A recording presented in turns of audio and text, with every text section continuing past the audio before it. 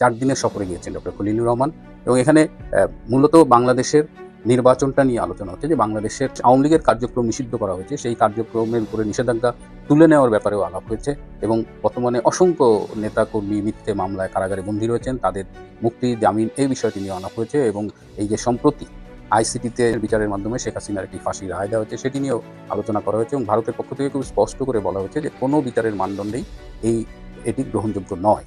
আওয়ামী লীগকে রাজনীতির বাইরে ঠেলে দেওয়া সহজ কাজ নয়। বাংলাদেশের লক্ষ লক্ষ মানুষ এখনো তাদের সমর্থন করে। এই বাস্তবতা উপেক্ষা করে গণতন্ত্র প্রতিষ্ঠা করা যাবে না, যায় না। কারণ গণতন্ত্র বিরোধী দলকে জায়গা দিতে হয়। বিরোধী দলকে অস্তিত্ব থেকে মুছে দিতে চাওয়া কোনো সরকারের স্থায়িত্ব দীর্ঘ হয় না, দীর্ঘ করবে না। আসসালামু আলাইকুম দর্শক, সিগন্যাল বিডি চ্যানেলের নতুন একটি নিউজ ভিডিওতে আপনাদের স্বাগতম। প্রিয় দর্শক, বাংলাদেশের বর্তমান রাজনৈতিক প্রেক্ষাপট নিয়ে ইতিমধ্যে অনেকগুলো ভিডিওর অংশবিশেষ আপনারা দেখেছেন এবং আশা করি বুঝতে পেরেছেন আজকের ভিডিওটি কতটি গুরুত্বপূর্ণ এবং আকর্ষণীয় হতে চলেছে। প্রিয় দর্শক, খলিলুর রহমান কাতারের দোহায় অবস্থান করছেন। তিনি কি উদ্দেশ্যে এবং কোন কারণে কাতারের দোহায় গিয়েছেন তা জানবো আজকের এই ভিডিওতে। এর পিছনে কোনো রাজনৈতিক কারণ রয়েছে নাকি নিরাপত্তা প্রতিষ্ঠার কোনো কারণ রয়েছে, যা ভারতের সাথে কিছুদিন আগে দোভালের সাথে তিনি মিটিং করে এসেছিলেন। তো প্রিয় দর্শক, পুরো ভিডিওটি দেখতে থাকুন। আশা করি পুরো ভিডিওটি দেখলে বুঝতে পারবেন। এখন যারা আমাদের চ্যানেলটি সাবস্ক্রাইব করেননি তারা অবশ্যই আমাদের চ্যানেলটি সাবস্ক্রাইব করে পাশে থাকা বেল আইকনটি অন করে দিবেন। তো প্রিয় দর্শক, চলেন একটি লাইক দিয়ে মূল ভিডিওতে যাওয়া যাক। আপনারা জানেন না, বাংলাদেশের জাতীয় নিরাপত্তা উপদেষ্টা তিনি কয়েকদিন আগে কাতারের দোহায় মিটিং করেছেন এবং সেখান থেকে বাংলাদেশ হয়ে তিনি ভারতে গিয়েছিলেন সেই কলম্বো সিকিউরিটি কনক্লেভে যোগ দিতে। সেই আসনে বাংলাদেশ সভাপতিত্ব করেছে এবং তার 2 দিন আগে তিনি গিয়েছিলেন, সেখানে তিনি অজিত দোভাল এবং একটি মিটিংয়ে অজিত দোভালের সাথে ভারতে মার্কিন রাষ্ট্রদূত সার্জিও গার উপস্থিত ছিলেন। তিনি আবার এসে পরশুদিন আবার তিনি কাতার গিয়েছেন এবং কাতারে তিনি সিরিজ বৈঠক করছেন। এই বৈঠকে উপস্থিত আছেন ভারতের এক্সটার্নাল অ্যাফেয়ার্স মিনিস্ট্রি, যেটা পররাষ্ট্র মন্ত্রণালয়ের প্রতিনিধিরা আছেন, রয়ের প্রতিনিধিরা আছেন এবং মার্কিন যুক্তরাষ্ট্রের ট্রাম্প অ্যাডমিনিস্ট্রেশনের কয়েকজন এখানে যোগ দিয়েছেন এবং এখানে সিরিজ বৈঠক হচ্ছে। 4 দিনের সফরে গিয়েছেন ডক্টর খলিলুর রহমান এবং এখানে মূলত বাংলাদেশের নির্বাচনটা নিয়ে আলোচনা হচ্ছে যে বাংলাদেশের আসন্ন জাতীয় সংসদ নির্বাচনটা যাতে ইনক্লুসিভ হয়, সব দলকে নিয়ে হয়, সেটা নিয়েই আলোচনা হচ্ছে। এর আগে যে ভারতে অজিত দোভালের সাথে যে আলোচনাটা হয়েছিল এবং সার্জিও গারের উপস্থিতিতে যে আলোচনা হয়েছিল, সেখানেও কিন্তু বাংলাদেশে ভারতের প্রত্যাশাটা জানানো হয়েছিল যে ভারত চায় বাংলাদেশে একটা সবাইকে নিয়ে অন্তর্ভুক্তিমূলক আর ইনক্লুসিভ নির্বাচন। সেই কথাটাই আবার বলেছে। বাংলাদেশ আওয়ামী লীগের কার্যক্রম নিষিদ্ধ করা হয়েছে, সেই কার্যক্রমের উপরে নিষেধাজ্ঞা তুলে নেওয়ার ব্যাপারেও আলাপ হয়েছে এবং বর্তমানে অসংখ্য নেতাকর্মী মিথ্যে মামলায় কারাগারে বন্দী রয়েছেন, তাদের মুক্তি, জামিন এই বিষয়টি নিয়ে আলাপ হয়েছে এবং এই যে সম্প্রতি আইসিটিতে যে প্রহসনের বিচারের মাধ্যমে শেখ হাসিনার একটি ফাঁসির রায় দেওয়া হয়েছে সেটি নিয়েও আলোচনা করা হয়েছে এবং ভারতের পক্ষ থেকে খুব স্পষ্ট করে বলা হয়েছে যে কোনো বিচারের মানদণ্ডেই এটি গ্রহণযোগ্য নয়। এখানে ডক্টর খলিল ছিলেন। ডক্টর খলিল দীর্ঘদিন আমেরিকায় থাকার কারণে তার মধ্যে কিছু বিষয়ে ভালো ডেভেলপ করেছে, যেটা পাশ্চাত্যের প্র্যাকটিসটা তিনি করেন। আর তিনি এবং এখানে এই বিষয়ে কিন্তু আমেরিকার যারা ছিলেন তারাও কিন্তু ঐকমত্য পোষণ করেছে। ইটস নট দ্যাট যে এগুলো শুধু ভারত বলেছে। মোটামুটি 3 পার্টির মধ্যেই, যে 3টা বাংলাদেশ, ইন্ডিয়া এবং আমেরিকার যারা ছিলেন তাদের মধ্যে এগুলো নিয়ে আলোচনা হয়েছে এবং তারা বলছেন যে কত দ্রুত এই ইনক্লুসিভ ইলেকশন করা যায় এবং একটা নির্বাচনের পরিস্থিতি তৈরি করা যায়। আরেকটা মজার ব্যাপার হলো যে এই যে অজিত দোভালের সাথে মিটিংয়ে যখন ডক্টর খলিল দিল্লিতে ছিলেন তখন কিন্তু অজিত দোভাল বেশ কয়েকটা রিপোর্ট দিয়েছিল এবং বাংলাদেশে জঙ্গি কার্যক্রমের স্পষ্ট প্রমাণ দিয়েছিলেন এবং বলেছিলেন 6 কার্য দিবসের মধ্যে বাংলাদেশের দৃশ্যমান সক্রিয়তা তারা দেখতে যায় যে বাংলাদেশ কি করলো। আমরা এই রিপোর্টটা দিলাম। তো ডক্টর খলিল তার সাথে বেশ কিছু ছবি নিয়ে গিয়েছিলেন যে 4টি সীমান্ত এলাকায়, বাংলাদেশ ভারতের 4টি সীমান্ত এলাকায়, উত্তরবঙ্গে, তারপরে ব্রাহ্মণবাড়িয়া, কুমিল্লা, এরকম মোট 4টি সীমান্ত এলাকায় যেখানে জঙ্গি কার্যক্রম ছিল সেইখানে বাংলাদেশ মিলিটারি অপারেশন চালিয়ে সেই জঙ্গি আস্তানাগুলো গুড়িয়ে দিয়েছে এবং জঙ্গি কার্যক্রম সেখানে বন্ধ করে দিয়েছে। তো এইগুলোর রিপোর্ট নিয়ে গেছেন ডক্টর খলিল টু প্রুভ যে বাংলাদেশ সরকার ভারত যে অনুরোধ করেছিল এবং যে প্রমাণগুলো দিয়েছিল বাংলাদেশ সরকার ইজ অ্যাক্টিং অ্যাকর্ডিংলি। তো এই আলোচনাগুলো আরো চলবে। আর বাংলাদেশের মানে গোয়েন্দা ওয়ার্ল্ডে, স্পাই ওয়ার্ল্ডে এখানে অনেক দেশের গোয়েন্দারা কাজ করছে এবং একটি দেশের 17 জন গোয়েন্দা গত 14 মাসে খুন হয়েছে। সেই দেশের গোয়েন্দারা এখন বাংলাদেশে আসতে আসলে স্বাচ্ছন্দ্য বোধ করে না। তো অনেক সেই দেশের অনেক প্রতিনিধি এর চাইতে বাংলাদেশের বাইরে স্পেশালি কাতারে মিটিং করতে আগ্রহ বোধ করে। কিন্তু সমস্যা হলো যে ডক্টর খলিল যখন মিটিং করে বাংলাদেশের পক্ষ থেকে, তিনি যে কমিটমেন্টগুলো করেন বা যে বার্তাগুলো বাংলাদেশে নিয়ে আসেন, সমস্যা করে আসলে ডক্টর ইউনূস। ডক্টর ইউনূস তিনি তার ক্ষমতা ছাড়তে চান না এবং তিনি এখন কাউকেই পাত্তা দেন না। তিনি মনে করেন তিনি আছেন, তার সাথে জামাত আছে এবং ওয়াকার আছে, সুতরাং কেউ তার কিছু করতে পারবে না। কিন্তু হাওয়া যে বদলাচ্ছে, আমি আপনাদের শেষ একটা খবর দিই, আপনারা জানেন কিনা আমি জানি না, যে এই মুহূর্তে ভারতের রাজস্থানে ভারত এবং মার্কিন সৈন্যবাহিনীর যৌথ মহড়া চলছে।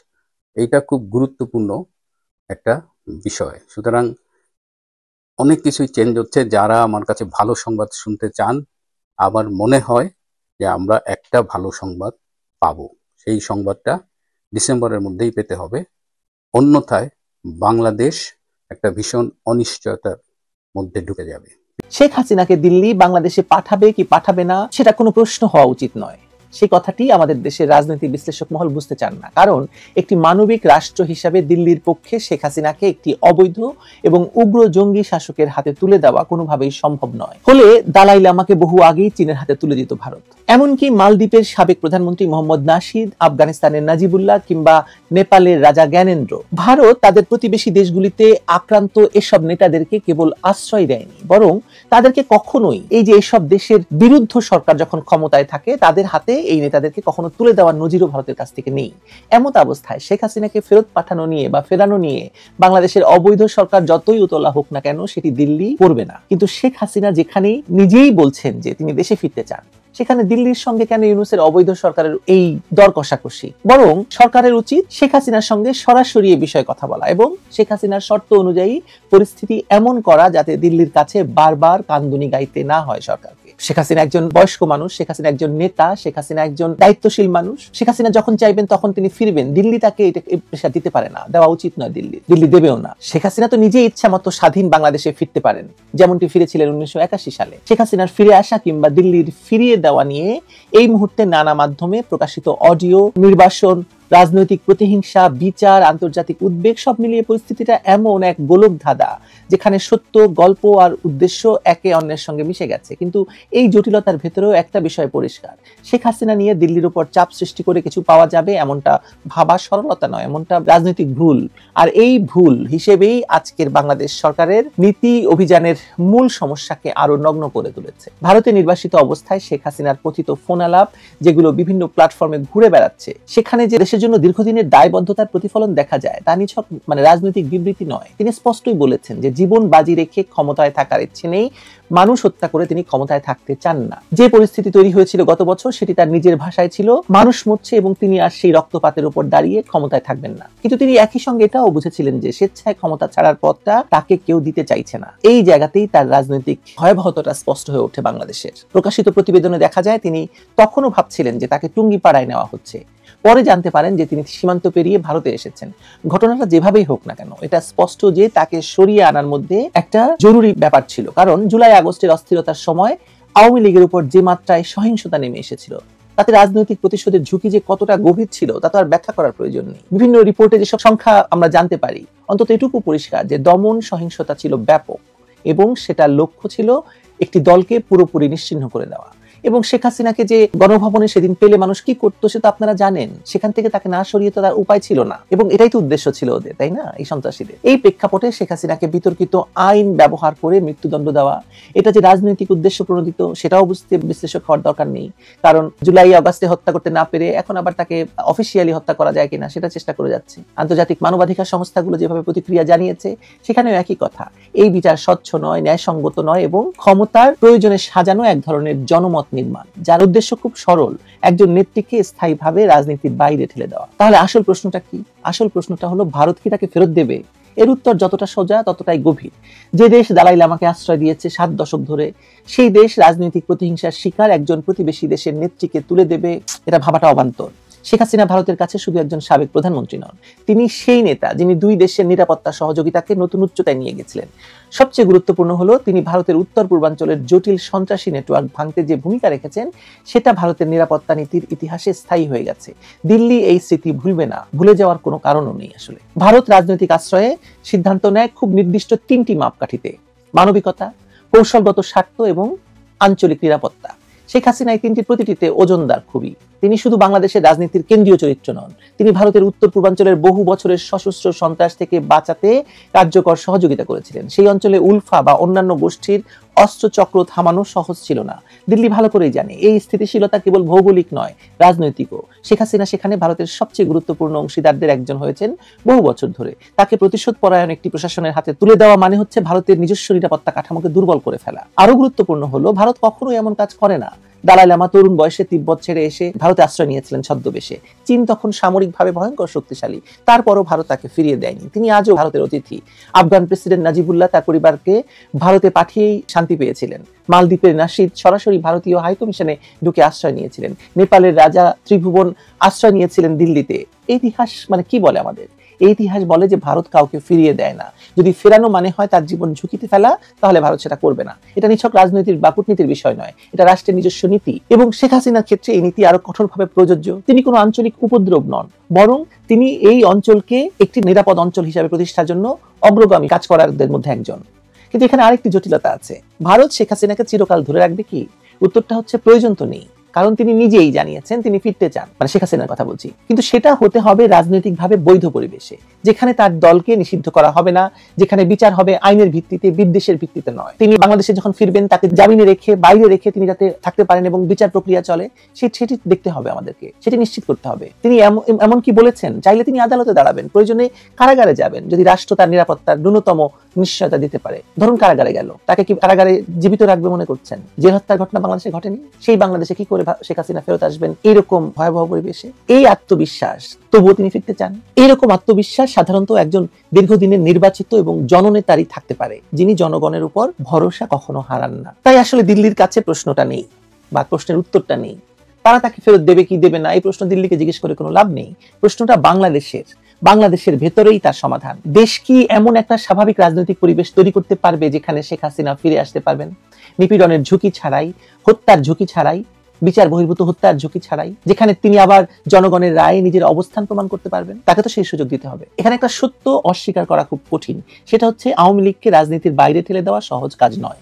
বাংলাদেশের লক্ষ লক্ষ মানুষ এখনো তাদের সমর্থন করে। এই বাস্তবতা উপেক্ষা করে গণতন্ত্র প্রতিষ্ঠা করা যাবে না, যায় না। কারণ গণতন্ত্র বিরোধী দলকে জায়গা দিতে হয়। বিরোধী দলকে অস্তিত্ব থেকে মুছে দিতে চাওয়া কোনো সরকারের স্থায়িত্ব দীর্ঘ হয় না, দীর্ঘ করবে না। যতটা দেখা যাচ্ছে শেখ হাসিনা পরিস্থিতি বদলানোর অপেক্ষায় আছেন। তিনি জানেন বাংলাদেশের রাজনৈতিক অস্থিতিশীলতা দীর্ঘস্থায়ী হলে সেটা ভারতের জন্য ঝুঁকি। তাই দিল্লি তাড়াহুড়ো করছে না, তারা দেখছে, বিশ্লেষণ করছে, আইনি পথ খুঁজছে। কারণ শেখ হাসিনাকে ফেরত পাঠানোর সিদ্ধান্ত কেবল একটা রাজনৈতিক সিদ্ধান্ত নয়, এটা আঞ্চলিক নিরাপত্তা, মানবাধিকারের প্রতিশ্রুতি এবং দীর্ঘমেয়াদী কৌশলগত সম্পর্কের প্রশ্ন। আজ যারা মনে করছেন শেখ হাসিনাকে এনে প্রতিশোধ মিটিয়ে ফেলা যাবে, তাদের বোঝা উচিত নির্বাসন কখনোই শেষ কথা নয়। ম্যান্ডেলা ফিরে এসেছিলেন, বেনজির ফিরে এসেছিলেন, অনেক নেতা ফিরে এসে আবার দেশের রাজনীতিতে কেন্দ্রীয় শক্তি হয়ে উঠেছেন। শেখ হাসিনার ক্ষেত্রে সম্ভাবনাটা অস্বাভাবিক তো নয়, বরং এত বেশি প্রাসঙ্গিক এই গত 15 মাস সেটা আরো প্রমাণ করেছে। তার রাজনৈতিক ইতিহাস বলছে তিনি বাধা পেরিয়ে ফিরতে জানেন। 1981-তে ফিরেছেন, 2011-র সময় ফিরেছেন, এবারও তিনি ফিরবেন। অর্থাৎ দিল্লিকে, মানে ভারতকে শেখ হাসিনাকে পাঠাতে হবে না, তিনি নিজেই ফিরবেন যখন তিনি দেখবেন দেশ তাকে জায়গা দিচ্ছে, আইন তাকে বিচার করতে চায়, রাজনৈতিক উদ্দেশ্যে নয়, আর রাষ্ট্র তাকে নাগরিক হিসেবে ন্যায় বিচারের নিশ্চয়তা দিচ্ছে, নিরাপত্তা দিচ্ছে। সেই সিদ্ধান্ত তার নিজের, কোনো পক্ষের চাপে নয়। আর যারা ভাবছে চাপ দিয়ে তাকে তাড়ানো যাবে বা তাকে ফেরানো যাবে, তারা বুঝতে পারছে না শেখ হাসিনা যে কি চিজ। শেখ হাসিনা তখনই ফিরবেন যখন রাষ্ট্র প্রস্তুত হবে, আবার তাকে গ্রহণ করার জন্য ইউনূস সরকার বা যে সরকারই থাকুক সেই সরকারের প্রস্তুতি হবে। এটাই স্বাভাবিক, এটাই রাজনীতির নিয়ম এবং এটাই ভবিষ্যৎ।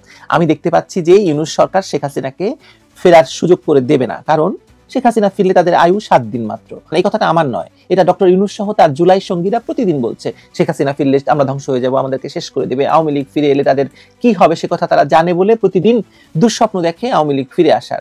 এমনকি এই সরকারের খুবই কাছের মানুষ, এই সরকারের ঐক্যমত্য কমিশনের প্রধান ছিলেন এবং এখন ডক্টর ইউনূসের বিশেষ সহকারী হলেন আলী রিয়াজ। তিনি তার প্রেমিকাকে পর্যন্ত বলেছেন যে শেখ হাসিনা নাকি ফিরে আসবেন তাড়াতাড়ি, আওয়ামী লীগ ফিরে আসবে, তখন আলী রিয়াজের অবস্থা খারাপ হবে, এই জন্য তিনি তার প্রেমিকাকে গ্রহণ করতে পারছেন না।